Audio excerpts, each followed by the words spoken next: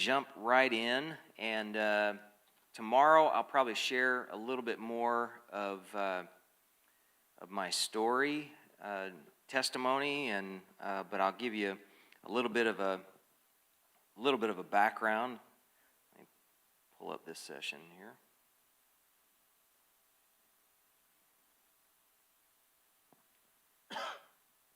So my name is Matt Perkins. Greg had introduced me earlier, and but I today am talking about blended or blundered, and it's a very easy process to have in it can easily go in different ways. So my wife had passed away. We moved to California in August of 2014. She was diagnosed with aggressive breast cancer, rare type, and right at just under being there a year, she had passed away. And so I had 2 daughters. At that point, was faced with trying to navigate. My youngest daughter had just finished her freshman year of high school. My oldest daughter had just finished her freshman year of college, and through that, that school year, we first moved to California. We have no family there. We're just in a new church. We're trying to get to know people, and 3 months later, we're faced with chemo appointments, doctor's appointments, all of these things. Your head's just spinning, going, God, what do we do? And walking through a lot of difficult changes in life.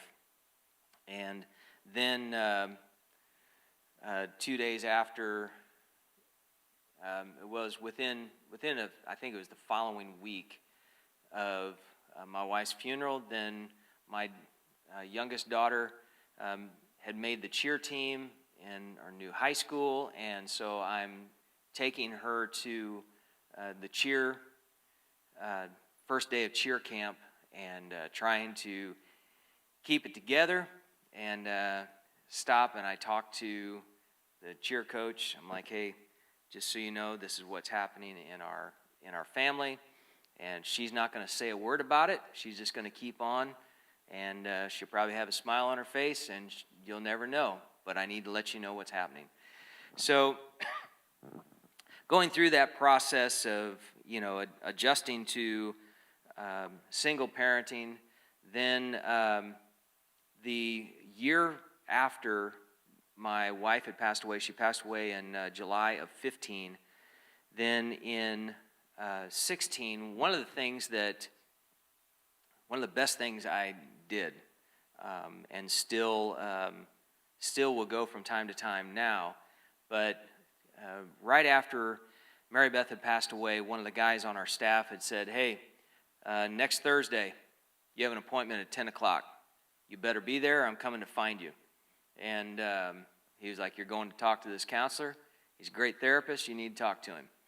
And that started a weekly, for the next couple years, of going and talking with a great Christian counselor. And through that process,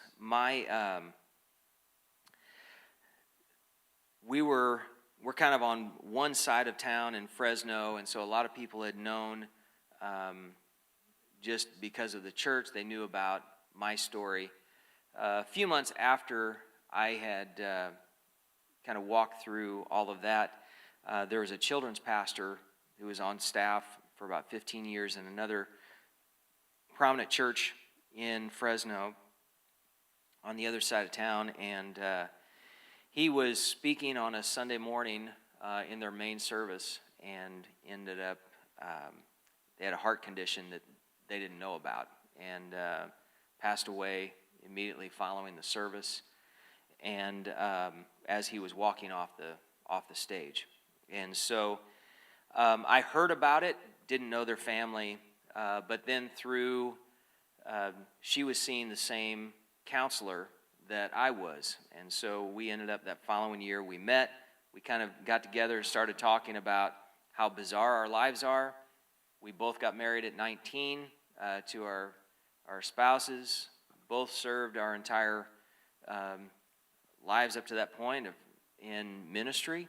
And so we started talking about how crazy our lives were. So we get married. She has 5 boys. So I remember talking to my daughters saying, hey, there's this lady that, you've heard about their story. We were talking about having coffee. And because I had told the girls, they both told me, Dad, we don't want you to spend your life waiting for us to get out of the house until you find someone. And it was, as difficult as it was for me, it was really difficult for them to see me in that position. And so I just said, hey, I'd never dated. I met Mary Beth when I was at a Illinois youth camp when I was 14 years old. And so I've never, how does this work? And so we talked through the process. Okay, if you meet someone, here's, we want to know about it. And not so we can sign off, but so we know that someone has the right intentions. They can see you up on a stage and think, oh, he's got a good life. We want to, we want to have a good life too. My oldest daughter had, I think, the quote that I will always remember, that we're talking through as we had a lot of conversations. We were sitting, it was in an area in the house we were living in at the time, had this large areas in the bathroom, and we're both sitting on this tile floor, which was like, 11 to 2 in the morning having these conversations. Both of us are, crying our eyes out and going through of, hey, this is the point we're at. And she said, Dad, you just, I want to know, because I want to know that someone has the right intentions, because girls are crazy and women are just older girls. And so that is one quote that I have quoted her many times after that. That in the most basic sense. So here in 2017, after a lot of conversations, a lot of tears, a lot of going, Matt, you're an idiot. What are you doing? Talking to the girls, going, okay, well, I think I'm gonna, talk with Carrie. We're gonna have coffee, and I said, but I just want you to know she has some boys. And they're like, okay. So I thought, this is going to be the way to kibosh the whole thing. It gets me out of it. It's like I can walk away, and this is great. And I said, yeah, but she's got a lot of boys, like 5 of them. And and my oldest daughter, who I thought was just going to just go off about it, she was like, I've never had brothers. I always thought that would be cool. I'm like, what? So then I talked to my youngest daughter, and so we go through this process. And I will tell you this, blending families is one thing, blending friends is a whole different thing. Then being both on staff,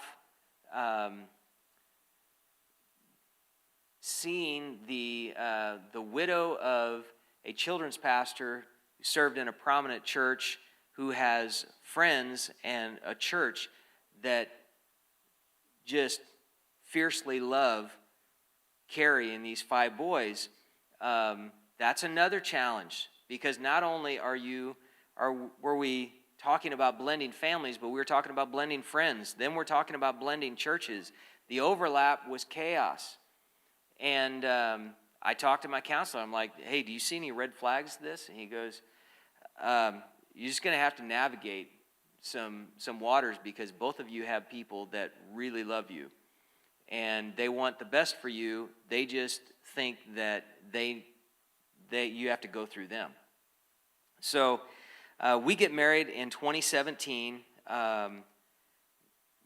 It was through a lot of navigating, also navigating relationships with our late spouses, and how do we talk to them? How do we bring them into this setting? And so we had my first wife's, her brother and sister-in-law ended up coming out and were there with us for the wedding. Carrie's father-in-law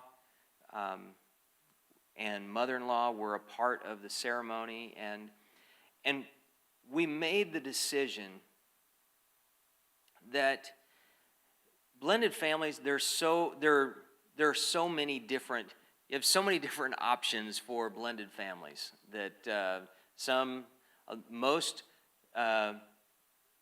it involves either a previous relationship that ended in divorce, and so there are some challenges. There are some that were someone who is divorced or widowed that is marrying someone that was never married before without kids, and so there's all of these different equations that could make that up.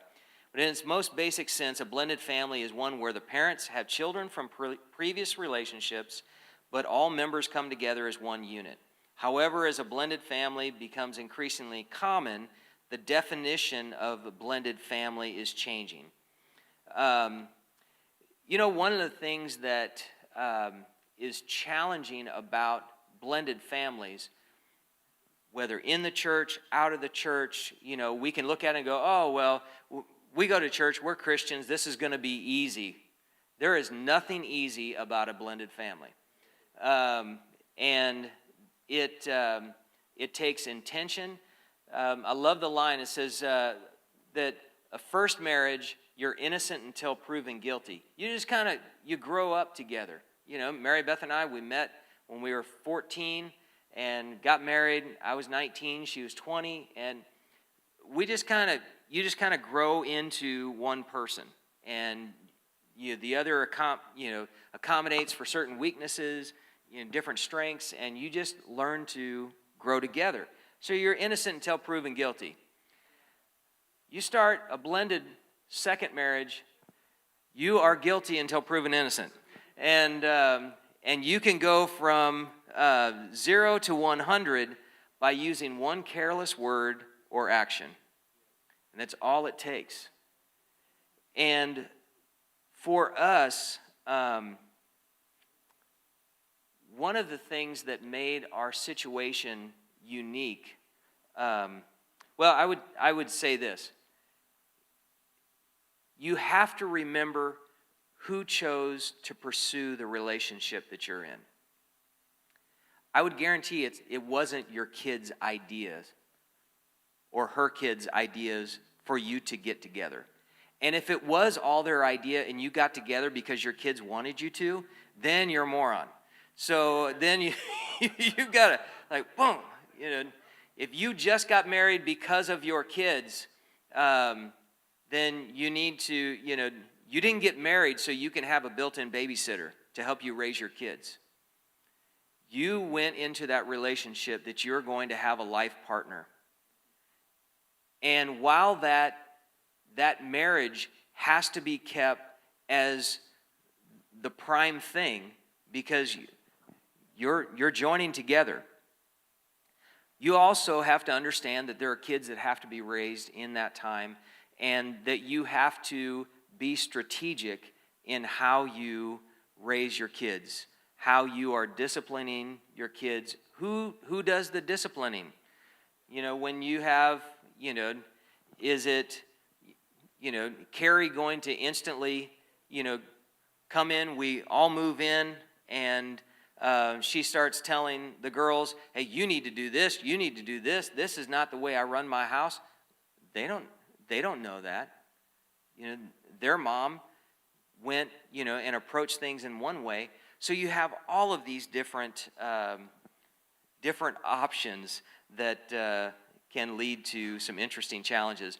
One of the commercials that I think, and I didn't have it off or know what room we were going to be in, but has anyone ever seen the Progressive Insurance commercial where the lady walks in and she goes, and the two boys are playing video games, and she walks in, and Jamie, the real, kind of nerdy, the progressive guy, little guy, and she comes in and she goes, "Kids, this is Jamie. You're going to see him around a lot more often." And the kids are like, "I'm not going to call you my dad." Yeah. And he looks through and then gets up, "I'm going to get something. Well, you ought to have some carrots, champ. And you're not my dad." Okay, that's fair. I overstepped. And but that commercial, every time I see it, I die laughing. I'll run it back and I'll play it again. One thing that has helped me we by no means have a perfect setup, a perfect relationship, that we have challenges that we walk through.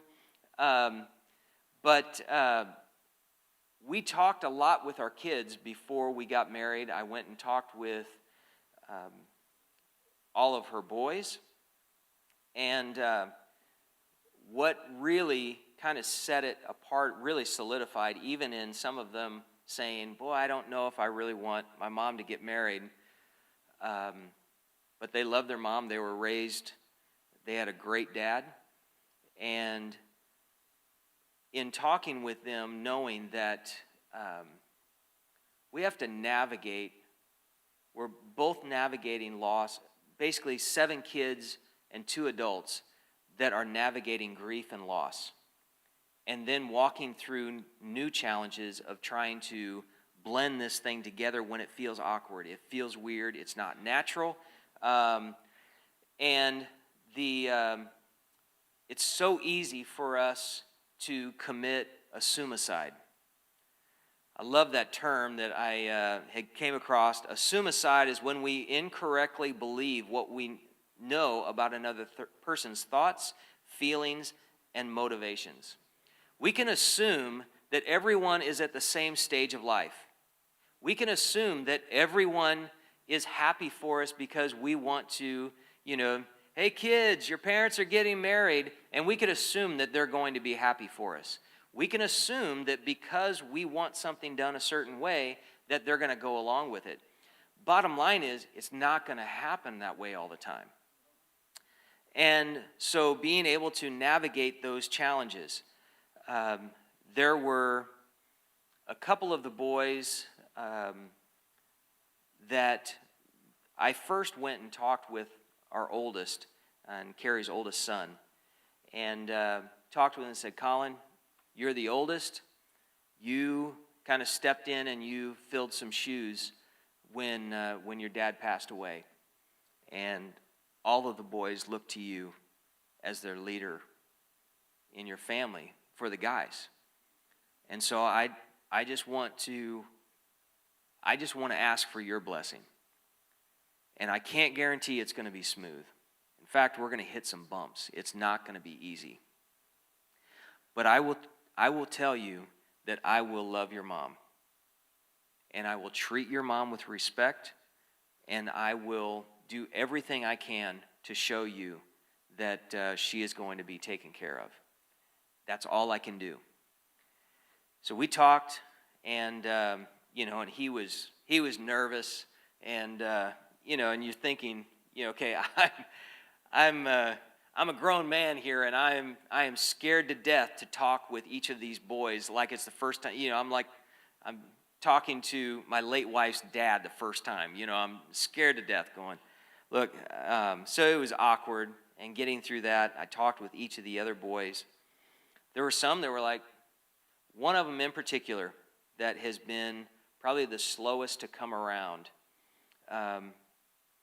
Asked him, I'm like, "So how do you feel about this?" He goes, I don't really like it. I don't see why you guys have to get married. Why now? Why so soon? To them, it could be And I told him, like, it could be 15 years and you're still going to say it's too soon. There's not going to be a time.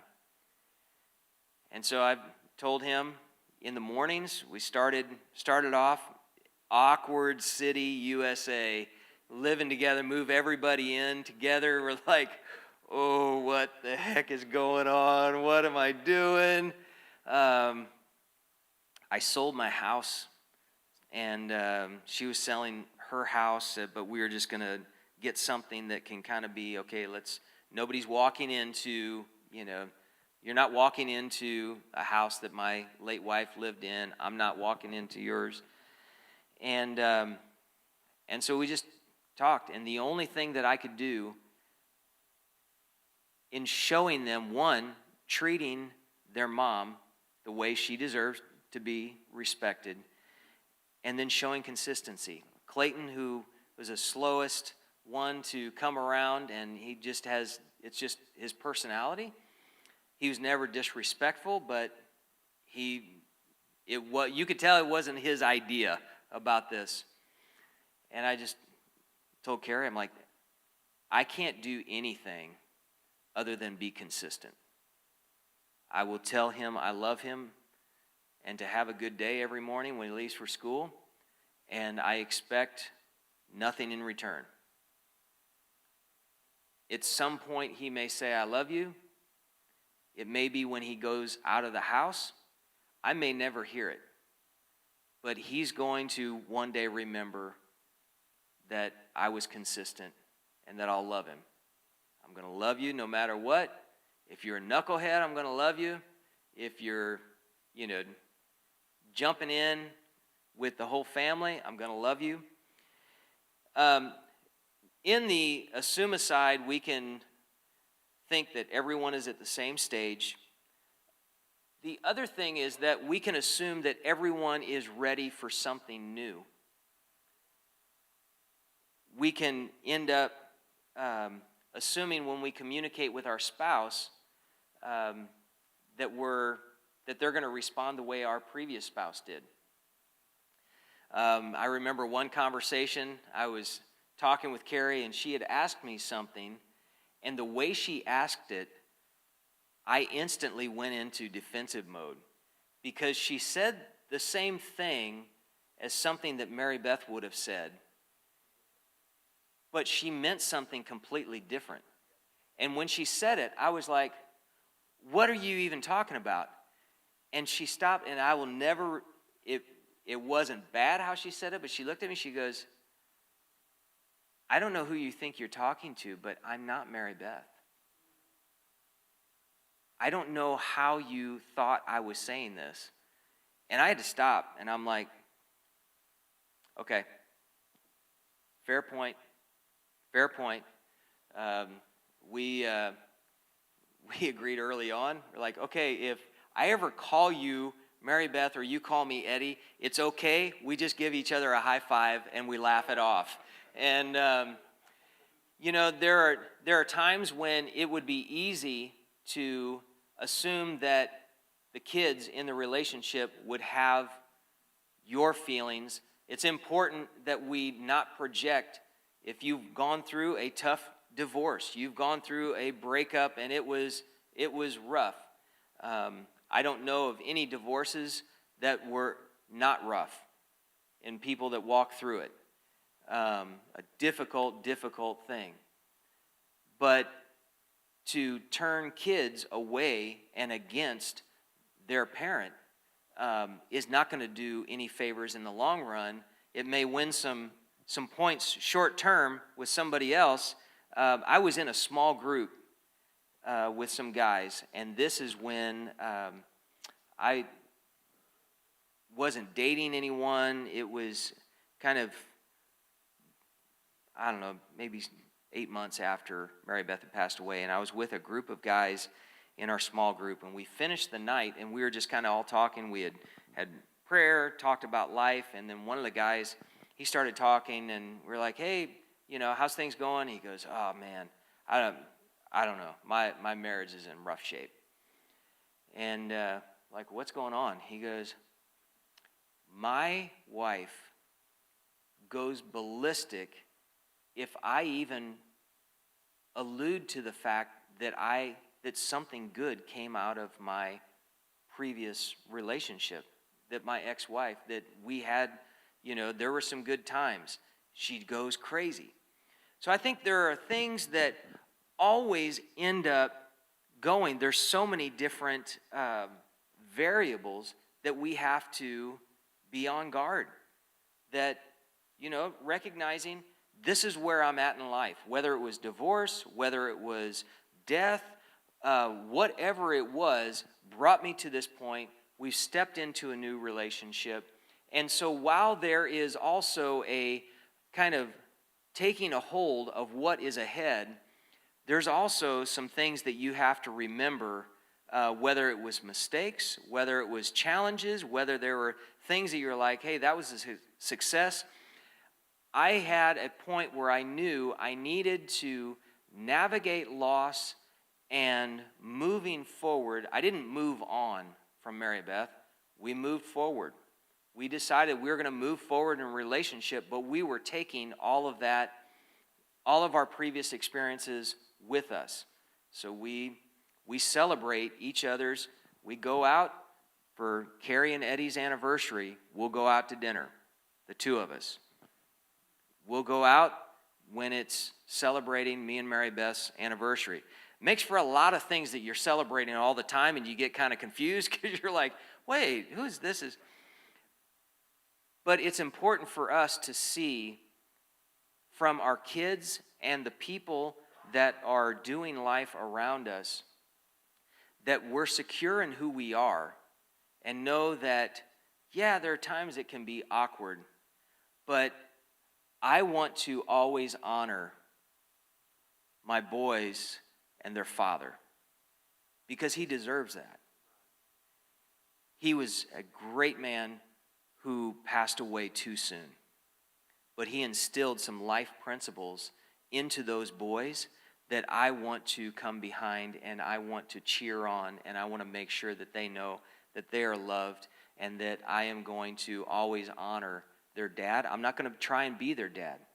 One thing that has been, I was telling my mom, I flew into St. Louis and the other night, Thursday, and was staying up talking to my mom, and was talking about this session. And when I had just turned 14, so my brothers are here as well,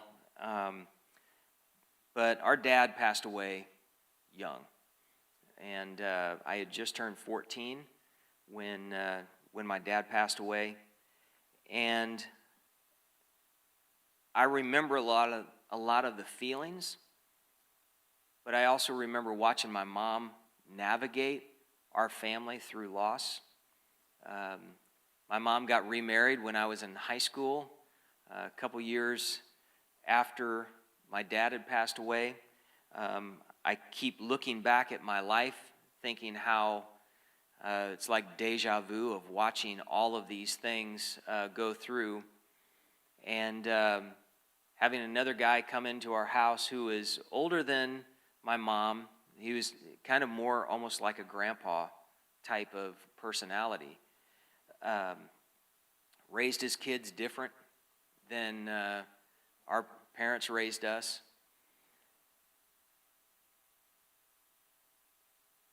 But I look at where I've been walking through in these steps, missteps, things that I say something, going back to kids going, hey, I said this, I was out of line. I'm sorry. I shouldn't have said that. I shouldn't have said it like this. And looking back, and our stepdad passed away in 2014. It was right before I moved to California. But there's a lot of times that I wish I could call him and just say thanks, because he was consistent. He loved our mom, and the joy he would get when we would come back home. You know, you would just look at it and go, he really loved me, and he loved me like I was his blood son. And there were times that I wasn't ready to accept it, and there were times that I didn't, because it came uncomfortable for me, that I didn't want to accept that idea of her having. I didn't realize why does she need somebody in her life? I'm at home still. And you look at it, you're like, there's a lot of things we don't understand. And but I look back and I find myself going back to those points of saying, boy, there's some thank yous I wish I could give right now. People that have paved ways and gone ahead. I've talked to a lot of pastors that have walked through this journey as well, that I've called and said, hey, I just need some advice. I need you to talk through some things. A few things that I've realized is, one, patience is key. It takes time. They say the average blending of a family, it can take 7 to 10 years for that blending process to actually take place. And there's Siri was wanting to talk to me. She's giving me blended family responses here. There's a quote. It says, "Live one day at a time, or one moment if you have to. Blend little by little and celebrate even the smallest breakthrough." Sometimes just the fact that I got a hug back from the one that was slow coming around, that when he was leaving for school. And then one day, I had text, Carrie was out of town. I texted him different things. Hey, just wanted to check and make sure, what's the plan for tonight? Who are you with? When are you coming home? And so we're texting back and forth. Clayton, I love you. And then I see the bubbles. And I get back, and I love you too. I'm like, screenshot that, baby. Send it to Carrie. I'm like, there are times that it's just, even if it's you too, whatever it is, I'll take it. I'm going to celebrate those. There was I'll wait and save this. There's a story that kind of really has impacted me that I heard. But I'll save that one. So patience is key. Secondly, we've talked about this, consistency. Not only in the actions that you show to your spouse, but the actions you show in loving your kids and treating them with respect. There is a T.K. Oliver wrote on blended families and said, "Let them know it's okay to love both their parents even though they're now divorced. They must not be made to feel guilty by doing so. It's their right." The old line that says a bulldog can lick a skunk any day, but is it worth it? There are certain things that we look at that we can make a big deal about, but we have to look at it and go, I might win this, but I'm going to stink for a while if I do it. Knowing what's worth the fight, what's not, what is a big deal. If it comes down to something with the boys, I'll talk with Carrie, and we'll both she'll say, but there are times, now she is 4'11", and she could take out any of you all, or all of you all. She's a fighter. She's got some spunk.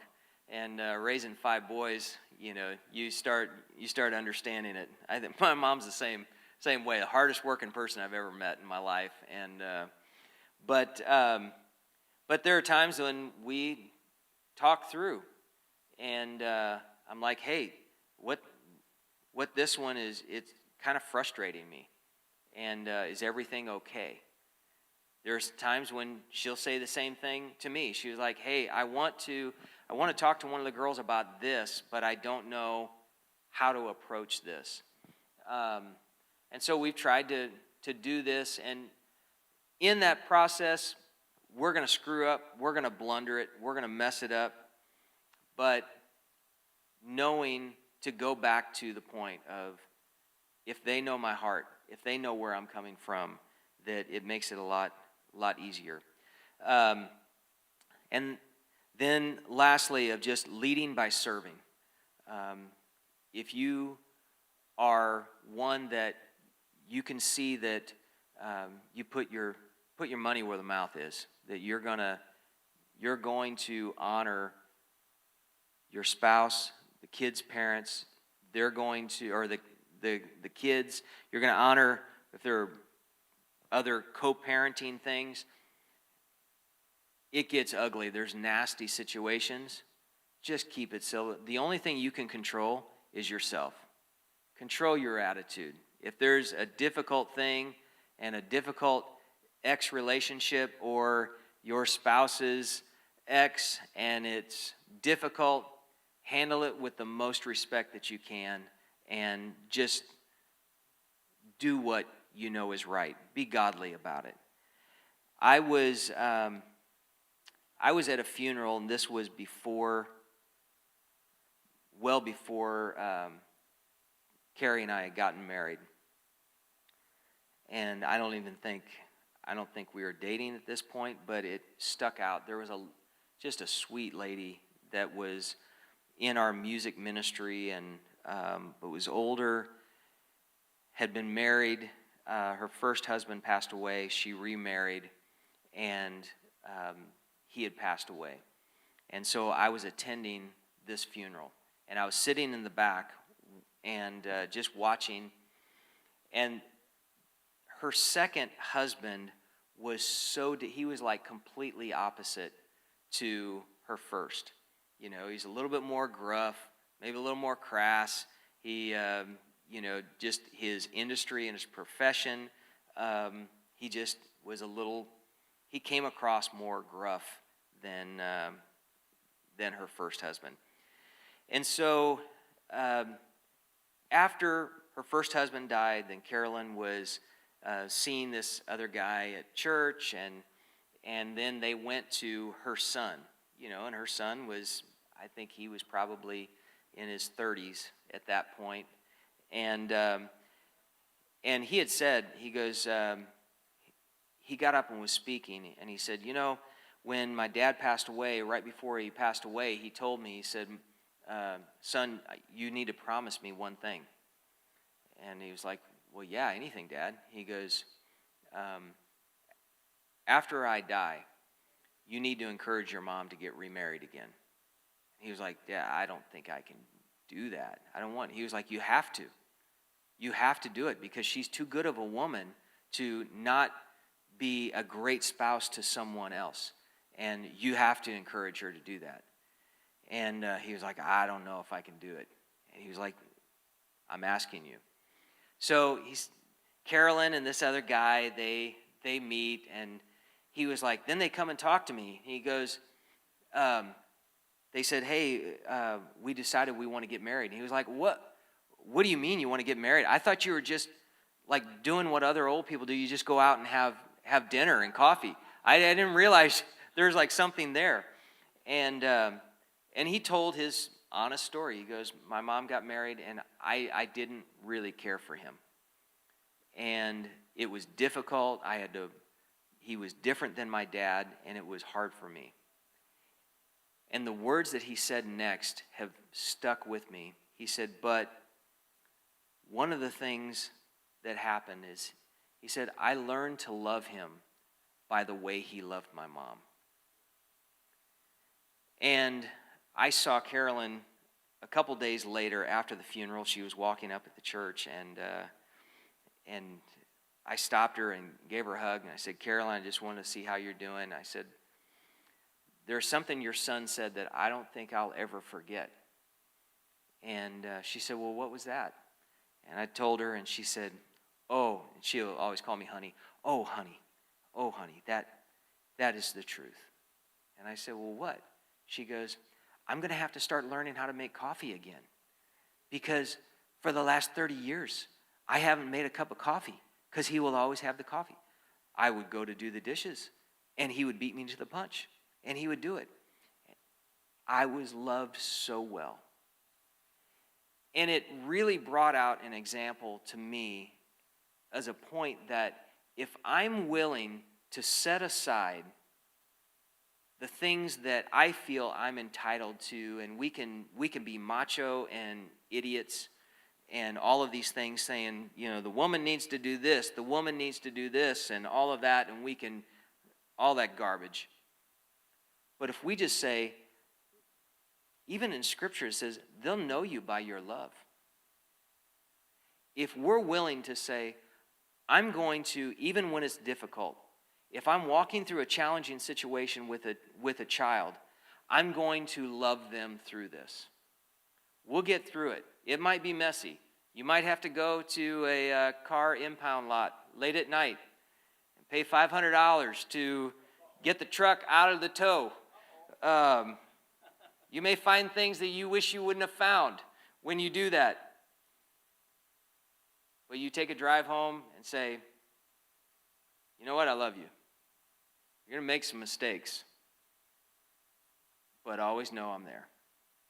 2 weeks ago, and we've got to wrap up. But 2 weeks ago, I was on my way home from work. Carrie called me, said, Matt, Camden's been in an accident. I'm like, okay, where's he at? Then all of a sudden, Camden calls me. And he was like, Matt, and he was only like a quarter of a mile from me. So I'm like, I'm right there. I'll be right there. I get there, airbags deployed. He was scared, and he was okay, but couldn't find his glasses. He was like, my glasses were somewhere. I had them on, so we're looking through. And just driving through, we had to wait for a couple hours for the tow truck to take the car off. And it brought back some memories of when I wrecked my stepdad's car the day before they got married. I rolled it.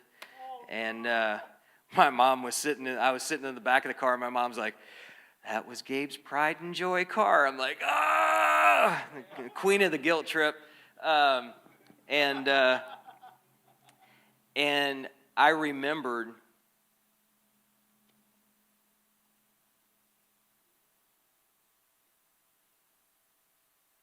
remembered those times. I remembered being that age after I wrecked my stepdad's car. And here I am driving with Camden. And just letting him know, Camden, hey, it's a car. I'm not mad at you. I love you. You just got to roll with it. It's going to be okay. We'll get through it. And, here's obviously, I think, a kid that is wondering, oh no, how is he going to respond to this? And I'm just knowing there's some things that are just not worth getting upset over because you can't change it. And you look at it and Carrie's like, okay, well, did this happen? This happened? How did it happen? I'm like, yeah, probably both of those. Yeah. But it's okay. We're going to get through it. So we spent the next time, and I talked to him a couple days later, gave him a little bit of space. We're down, and I said, Camden, you're probably wondering if this is keep rattling in my head. I just want to make sure you know it's not. Let's go find a car. And so we took off, went and spent about 15 hours the next day, and car dealership to car dealership.